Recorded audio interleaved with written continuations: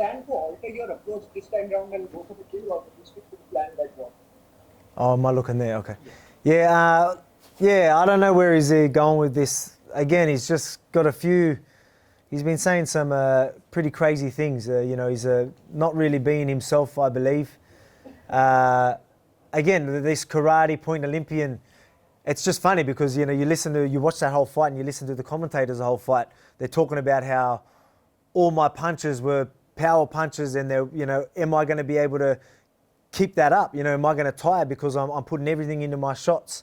And the funny thing about what he's saying is he's known for his volume punches. He's known for his pitter patter. You know what I mean? He's known to just work people out early and then just put the volume punches in. You know, he's never been a power puncher. You know, that's what I just don't get where he's going with that. You know what I mean? He's just a I just again, he's got all these weird narratives. So many different directions that he just sounds a little crazy at the moment. But look, I don't know if he's playing the game and he's just trying to get people to believe the shit he's saying. I don't know what it is, but again, I'm not letting it get to me. It seems like it's getting to him. It seems like he's salty and he's being a bit of a sore loser. But mate, I guess losing is tough, and maybe that's why he's acting like that. I don't know, but at the same time, he's saying some crazy things. Yeah, former flyweight and bantamweight champ Henry Cejudo has recently expressed the desire to step out of retirement for a solitary super fight against you. So does that matchup entice you one bit? Like, could that be on the cards? Who was that? Sorry. Henry Cejudo. Oh, Henry Cejudo. Yeah. Yeah. Look, my eye is on my division. I want to defend my belt against number one contenders, and we've got a stacked division, and we've got a whole heap of contenders that are about to fight each other. So the rumors show that that's who's fighting. You've got like Korean Zombie, and Brian Ortega, and then Yair Rodriguez a bit, Keita and Ige. So you've got all these guys fighting, and whoever has an impressive performance, they're going to be number one contender. And, for Henry Cejudo to push in front of, cut the line in front of a number one contender, there needs to be money involved, because I'm not into that. As I've said from day one, I don't want to put my division on hold. I want to fight the number one contenders. And for me to be GOAT of this division, you need to take out your number one contenders. So if someone's going to push him in front of the line, we need to be compensated for that. All right. Could we probably see you move up to 155 in the future? I mean, does that prospect of becoming a double champ in the UFC alone you? Look, that's something that I've got a division to hold. Yeah, so I've got my division to worry about. But again, if that comes to me, we can talk. And then obviously, as long as I'm staying active in my division and I can fit a fight in another division, I'm okay with that. But again, as long as my division isn't on hold, and then a fight like that comes to me, of course. But again, I'm not chasing that. These fights need to be brought to me, because I'm chasing my contenders. Cool. Lastly, give us your prediction for the main event, and who do you think leaves Abu Dhabi as the new welterweight champion? Yeah, man, it's going to be a good fight, but I think Usman's going to be hard to beat, especially on a full camp. Masvidal does have some wicked takedown defense. I still think, a lot of people obviously know him for his striking, but he does do a fair bit of wrestling, and he digs the wrestling too. So I'm sure he can maybe stop a few takedowns, but Usman's pressure and just being in his face, I think it just might be a bit too much, especially with a full camp. Awesome. Yeah. Thank you so much for your time, and best of luck for the fight. No worries. Thank you. Yeah. We'll go next to Gabriel Gonzalez with Cakeside Press. Your line is open. Mm-hmm. Hey, Alexander. A lot of talk about, like you asked for the fight, whereas, it seemed like the natural progression. Can you just explain, was the rematch with Max always the number one, or were there serious talks about facing, Yair Zabit or one of these other guys? Nah, the UFC never bring anyone but Max Holloway. So Max is telling everyone that I was asking for the fight, but that was just what the UFC were asking for. At the end of the day, You know, if that was the fight that they were going to push on me and there was no clear number one contenders, that was it. It ended up being the fight I wanted anyway. Again, for the biggest fight in my division is Max. There's no clear number one contenders. So, you know, a rematch against Max, people, yeah, obviously he's still in his prime. You take out one of the greatest of all time, you know, a lot of people throwing his name out there as a GOAT. And to take him out back to back, you know, that's saying something. You know what I mean? For your profile, for the division. And right now that's the biggest fight for me. And this is a fight that needs to happen. And, you know, that's why I eventually was, you know what, let's just do this. Let's, you know, even though my team were, should we do this rematch, you know, is there any point? You clearly won the last fight. But again, there was no number one contenders. And I just thought for me and my profile and the division, this was the biggest fight. You know, it's always a special occasion on top for a minute. Do you take anything from the history of those immediate rematches, like Chris Weidman versus Anderson Silva and how it went, Max versus Aldo, Stipe DC? Do you look at any of that history as you think about your fight? Not really. Not really. Again, nah, I don't. I'm not paying attention to that. I know my game. I know his game. I got my last fight to go off. And I got my camp, this camp to go off as well. I'm feeling good. I'm feeling powerful. I don't really believe in, you know, of these types of things. You know, I believe in my hard work, my skill, and who I am as a fighter, as a competitor. I know I'm the best featherweight of all time, or I will be. But I know I'm the best featherweight today. So I'm going to go out there and prove that this weekend. Can you describe what's your itinerary been like since you arrived? I mean, what time did you get there locally? What time is it right now as you're talking to us around the world? I got here early Saturday morning. We left Friday back home. We got here early Saturday morning, and then we'll quarantine for the 48 hours. But the process has been good. You know, now we're obviously doing a lot of media. We're out and about. Well, you know, we're all allowed to roll around in the safe zone. So it's been pretty good. It's been a busy schedule. But, you know, the process has been good. Everyone over here is doing their job well and making it easy for us fighters and for everyone else. Two last ones for me. Are you scheduled or do you have any plans to work out on that cage that they're showing all the pictures of outside in the beach? We're thinking of doing a little workout there. We might go over there and do some drilling. You know, you probably can't do too hard of a session in this heat. But I might go out there and to do a little session if we're allowed. I'll move around in there and get some photos, get some good content, and soak up some of that sun on that beach. So that'll be pretty cool.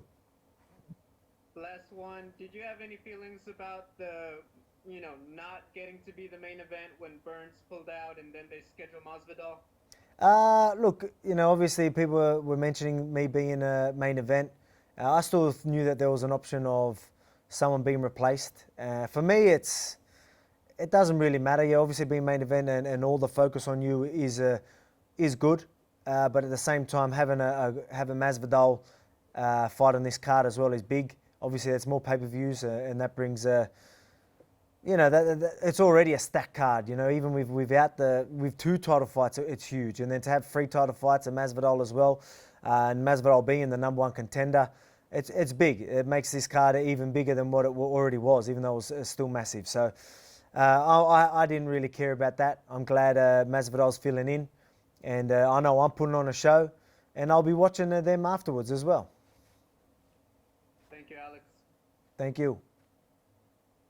We'll go next to Mojan Wu with Shanghai Media. Your line is open. Hi, champ. Hello. Alexander? Yes. Yeah, this is Hupu Sports from China. So I have a question about you. We know that you have the will and determination to show you are the best in the featherweight division again. But during this pandemic period, you took this fight with like 6 weeks short notice. So do you think you have reached the fullest capacity for this rematch as you expected? Yeah, it doesn't take me long to get fit. Again, like you said, I'm a hard worker. I'm determined. So even though I was in isolation, I was still determined to stay fit. I was doing home workouts. I was doing plenty of stuff. You know, I stayed fit and I stayed strong. There was still plenty of other things I was able to work on, and the 6 weeks to get ready was more than enough. I smashed my last sessions. I had some of the best sessions I've ever had in the last week of my training. So I'm not worried one bit about my condition. Wow, that's awesome. So Max said he wasn't able to do any sparring during the lockdown periods, but he trained via a Zoom video. Obviously, he didn't buy any of what he said. So do you think Max was trying to play a mental game with you? Do you think he's gonna bring anything different to surprise you this time? I don't know what it was, whether it's mental game or covering his own ass or whatever it is, or I don't know. But I mean, I don't believe it. I know he's prepared. I know I'm expecting the best Max there is. So come fight time, that's what I'm expecting. And the best Max I know I can beat. And if he is underprepared, that means it's just going to make things even easier for me. Wow, that's fantastic. You said you are going for the finish this time, and you believe that's what's going to happen. So, what kind of adjustment will you apply into this rematch? Will there be anything different compared to the first match? There's obviously a few adjustments that we're both going to have to make. And I know one of his adjustments is going to be he's going to push forward. He's going to throw a lot more. He's not going to try and counter and try and make me miss. He's going to just throw a lot more. He's going to, like the later rounds where he did a little bit more, I think he's going to do that early. And that's dangerous to do with me. You're going to put yourself in risky positions like that. That's why I'm quite confident I'm going to put him away. Oh, that's awesome. One thing I found very interesting in recent Joe Experience show, Max mentioned he was using a southpaw stance when last time he fought against you. You do remember that moment? And he told that to Joe Rogan when he used the southpaw stance, you didn't react immediately as he expected. So do you think that's a true thing as he described, or will he impact you anything? Oh man, there's a lot of things that he's saying that don't make sense. Even that, I know that my third round was my best round by far. I put a lot of hands on him that round, and he was in southpaw most of that time. So I highly doubt he's going to stay in southpaw because that didn't end well for him. That round was a bad round for him, and that's not where he's comfortable. Obviously, he knows how to shift stances, but he is an orthodox fighter. He's a volume fighter. He's a pressure fighter. There's not too much he can change. If he changes too much, he's going to be putting himself in an uncomfortable position, and that's just going to make the fight even easier for me. Thank you, sir. Thank you. And good luck on Saturday. Thank you. Thank you, champ. We'll go next to Ezekiel Bergonzi with Super Luchas. Your line is open. Hey, hello, Alexander. How are you? I'm very good. How are you? Fine, thank you. Do you think Max Holloway underestimate your abilities for this fight? Because he said that he was very sure he won, and say you need to prove something, and that's very weird because you're the champ. So do you think that he's underestimating you? That's the question. Again, he's saying some weird things. He's saying a lot of weird things, but I'm the champ. I beat him. You know what I mean? I know I'm the champ, but that doesn't mean I ain't going to find ways to keep myself motivated. You know what I mean? I still got something to prove because there's still people that doubt me. And I know there's not many of them. I know there's a majority of people know I won that last fight, know I will do it again. But there's still a lot of people that think Max can take that away from me. I want to leave no doubt in anyone's mind. That's the type of champion I am. To be the best, you've got to beat the best. And there's still some people that think Max might be the best. And he's not, and I get to prove that this weekend. So that's why, he can say what he wants. But, me, I'm a realist. Again, that's just who I am. I'll find ways to keep motivated, and this is who I am. This is the biggest fight for me, and that's why I want it. I'm the champ, but I'm still going to look for the biggest fights in my division and the most competitive fights. If people think that this is a guy that's going to beat me, I'm going to want to fight them. I'm going to be ready. I'm going to be calling them out. So he can take it however he wants it, but that's how it is. And despite this fight, no, are you interested to see another fight in your division to see who will be the number one contender to fight against you, like Korean Zombie against Brian Ortega? which fight do you want to see in your division, or which fighter are you interested to compete against in the near future? Whoever's that number one contender, whoever's name everyone is shouting. You know what I mean? So it depends.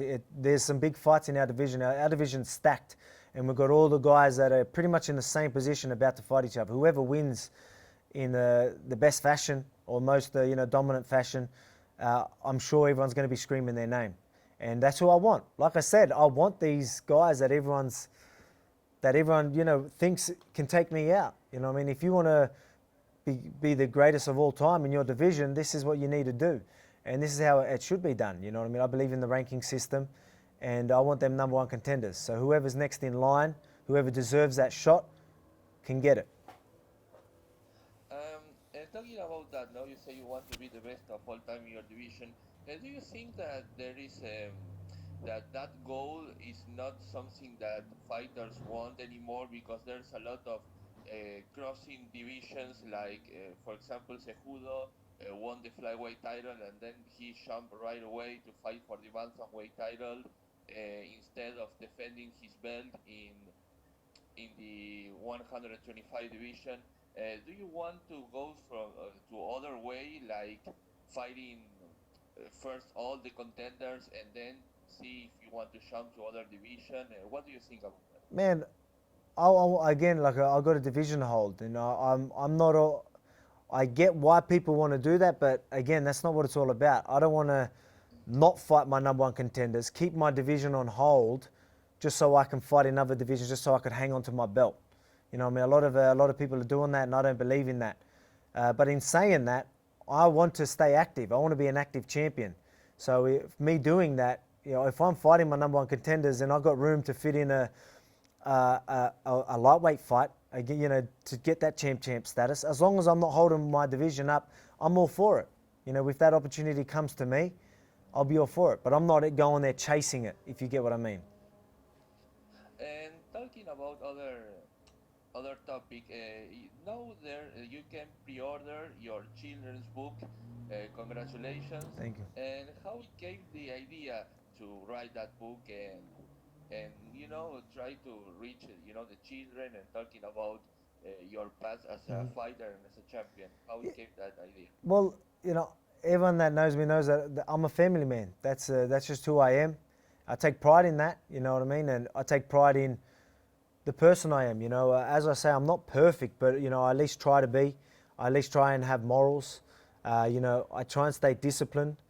I try and do the right thing, you know what I mean? And, you know, and that's something I want to push on the new generation. You know, that's something I'm proud of, and that's something that there's a lot of UFC fighters that are like that, but, you know, we don't get portrayed like that. There's a lot of fighters that are some of the most respectful people I've ever met, and, you know, a lot of us get portrayed as thugs, as, you know what I mean, but we're not all like that. And I think this is really good for the UFC. I think this is really good for our sport, to really show a different side to us athletes. And, you know, this is something I'm proud of, and it's, you know, this is my brand. Again, you know, I'm not the type to, you know, talk trash on people. You know, maybe me and Max are having some words, but, you know, I'm just telling it how it is. But I'm not going to throw shade on someone for no reason. You know, that's just not who I am. You know, I'm a respectful guy, and I always will be, and you know, at least try and be. So, you know, that's who I am. That's my brand, and our children's book just fits that perfectly. And again, I think it's huge for me. I think it's huge for the sport. And I think it's huge for us fighters, and I want people to see that, you know, we're not all thugs, and we have some really good people in this sport that you know, children can look up to. And my last question is, will you write a book, but a novel? Do you want to explore other aspects of your writing in the near future, like a novel or storybooks, Yeah, little tales? yeah, for sure. You know what I mean. You know, it's, you know, there's so much you can do. Again, you know what I mean. Like right now, a children's book was something that we wanted to do, and I think it's just the timing of it and just everything about it. It's just perfect. You know what I mean. But again, you know, we want to do a lot. You know, again, you've got a brand and you want to build off that. So you want to build your empire, as they say. And I definitely would love to tell my actual story. You know what I mean? So that's definitely something that I got my eye on. Well, thank you very much and good luck on Saturday. Thank you. We'll go next to Damon Martin with MMAfighting.com. Your line is open.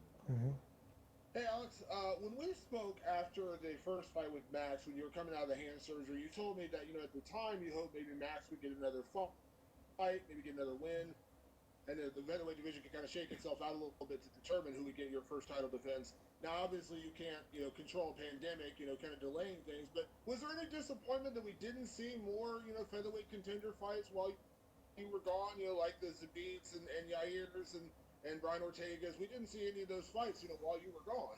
Yeah, well, that's why this fight is happening. This is the fight the UFC were pushing from the start. As you said, I was saying that it'll be good. Like I clearly won that last fight. Should we look at a new number one contender? But there wasn't really any number one contenders, and as you said, no one fought. So as time went on, the UFC obviously were looking for fights, and it ended up being there's no one else but Max then. You know what I mean? There's no clear number one contenders. The biggest fight for me right now is against Max. In our division, that is the biggest fight because there is no clear number one. So, and I didn't want to miss this opportunity fighting on Fight Island. So, I was saying, they wanted to fight, and I'm like, they wanted Max. And I said, all right, you know what? Let's do it. I don't want to wait around for a number one contender. Let's go out there and take him out again. Prove yourself as the best featherweight in the world. I am the best featherweight in the world. I know most of the world knows that, but there's still some people that doubt me, and I want to get them all on board. I want Max to know that even though he knows he lost that fight, I want him to really know this time. I want him to have his head down while my hand gets raised, knowing that he lost. And I don't mean that in any disrespect, but I just mean that in a way where he somehow thinks he won that last fight, and he's still talking about it. Whether I don't know where he's going with that, but I'm going to leave no doubt in his mind and the rest of the world. Typically going into a title fight, Alex, the champion has the pressure on their shoulders. You're the defending champion, you're going out to defend your belt. But in a weird way, Max getting this automatic rematch, there's a lot of pressure on him because if he loses to you a second time, as long as you're champion, there's probably not going to be a chance of a third fight. I mean, do you feel like that actually adds a little bit more pressure to his side going into this one? Because again, he loses, as long as you're champion, there's not a good chance he's going to get another shot at you. Yeah, man, it just depends on the fighter. You know what I mean? If I was in his position, I wouldn't let the pressure get to me. You know what I mean? So, I believe I've got them, even if you were to say, is the pressure on you, like on myself, I'll be like, no, it's not, because, that's the type of person I am. I can really control my emotions, and I'm really good at keeping myself composed. So, and I think he is as well. So I don't know whether there is pressure on him. Is he looking at it as a last chance to get his belt back, and then he moves up anyway? Maybe that's how he's looking at it. So maybe there's not much pressure on him because he thinks, if I lose, I move up. I don't know if I want to keep doing this to my body anyway in this division, So maybe that's where his head's at. Maybe he's just like, one last crack, make a bit of money. I don't know. Is that why he supposedly didn't do a camp with training partners, even though I don't believe that one bit? You know what I mean? I don't know. I don't believe any of that, but I don't think there's too much pressure on him. Last question for me, Alex. I'm Yep. not going to ask you to psychoanalyze him. Like that is an aspect that maybe you can exploit in the fight. Yeah, man. There's something different about it. The way he is. I don't know what it is. Again, man, I don't hate the guy. I got respect for the guy, and you could see clearly after my fight, I was saying he was a great champion, and I want to be a great champion too. And that's how I know Max Holloway. And to see him say these things and act like the way he's acting, it's quite surprising. It just doesn't suit him. It's not how he should be going about it. I think he again, it's just, I don't know. I don't know why he's taking it that way. Again, I'm blown away by it, but at the same time, it makes me want to put a bit more of a beating on him as well. So I think it's I can use this as fuel. You know what I mean? He's saying the wrong things and whatever. You know what I mean? Again, it is odd. I don't know where he's going with all these weird narratives. You know what I mean? Like the leg kicks weren't working. He was saying that the commentary was biased for me. You know what I mean? It was crazy. Acting like I'm a karate point puncher when he's known for his, he's known for his volume punching, pitter patter. You know, you had the commentary talking about how I'm looking to throw power shots and finish the fight. Am I going to be able to keep this pace up and keep this power up? Am I going to gas because I'm throwing everything into my punches? So you get what I mean? Like it's just crazy where he's going with everything. You know, some people are believing it. Maybe maybe he's just playing the game. He's playing the game and he wants people to believe him and again, a lot of people got a lot of time to believe that, especially in this pandemic. But I don't know where he's going with it. It doesn't suit him. I hope he's okay. To be honest, again, I don't hate the guy. But, he's going to make this win even easier for me the way he's going about it. Thanks very much. Thank you. We will take our final questions from Danny Segura with MMA Junkie. Your line is open. Hey Alex, can you just explain to us why is it so, I guess, unbelievable that Max Holloway did his camp over Zoom for preparation for UFC 251? Man, like you need that contact training. You need it. You know what I mean? Even me having I had 6 weeks contact training and then you didn't have contact training before that. Went out of my way, or my team went out of their way to get an exemption to make that happen. Went through the government and they got an exemption so we could do contact training because it's important. There's keeping fit. Oh, don't get me wrong, I was keeping fit and I was staying strong. But to say that I am fight fit and ready to fight for a title, it's just ridiculous. And I'm sure he wouldn't put himself in that position. You know what I mean? He wants to take that belt. I'm sure he wants that belt back. And him having a camp without any training partners, that just doesn't make sense. And if that is the case, maybe he doesn't really care. Maybe he's fighting for the money. I don't know what it is. Maybe he doesn't really care about this division anymore. I don't know. If that's the case, I really don't think he's committed to this fight like he should be. You know what I mean? And I hope he had a full camp because I'll beat him. I believe I beat him. Well, I did beat him on his best day, and I believe I'll do that this camp too. And if he is underprepared, man, I truly do believe I'll be putting a beating on him. You know what I mean? And again, that's just the truth. You know what I mean? I'm not being disrespectful, but if you come into this fight underprepared, you're going to make that night very hard for you. Yeah, for sure. And with some of the comments you've said, and also some of the comments that your coach has made, it almost feels like you guys are saying that you and your team have Max Holloway's number, regardless of whether he's full camp or Zoom camp, whatever it is. Is that how you feel? You feel like you have Max Holloway's number? Yeah, I do. You know what I mean? I said that before the fight. But again, you've got to prove yourself, and I did that. See, a lot of people don't realize that we were making adjustments that whole fight. He made adjustments that whole fight, and I still stayed in front the whole time. Every time he adjusted, I countered it. You know what I mean? He made adjustments, and then I adjusted to it. Later rounds, people are saying they were better rounds. I still won them rounds with a broken hand. Like, you know what I mean? I didn't want to use that as an excuse because that's not who I am. But, I mean, people are saying that I was slowing down towards the end, and he started getting a little bit and seeing more success in them later rounds. I broke my hand, and I knew I won, so maybe I had to pull back, and I still won them rounds. You know what I mean? People are saying that, he had later rounds that were better, but I still won them rounds. You know what I mean? So it just showed you when he made adjustments, I was still better. When I had a broken hand, I was still better.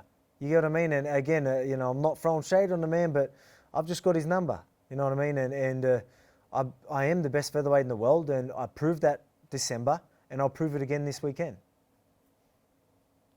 And this is your first fight as a champion. Does it have any different feeling? How do you feel about entering this fight already with gold? It doesn't feel any different. It doesn't. You know what I mean? Honestly, again, I've got a job to do. You know what I mean? I gotta not only bring the belt. I want to say I'm going to bring this belt back to my family. Which the reason why I want to bring this belt back to the family is because I want to bring the win back to my family. I want to bring the money back to my family. I want to bring the success of having this belt back to my family, back to my team, back to Australia. You get what I mean? So me defending my belt isn't my main, my main focus. Isn't my main motivation. So this is still another fight for me. You know what I mean? I'm still going to go out there and I'm still more motivated than ever. You know, I don't care if I've got that belt and people are chasing me. Again, I'm chasing them. I'm coming after them. I'm coming after that win. Every single one of them, I want to win every fight. And, you know, that's my motivation. All right, thank you, Alex. Best of luck. Thank you. That's everything. Thanks for joining us today, Alex. You're all good. Thank you. Thanks, man. Thanks.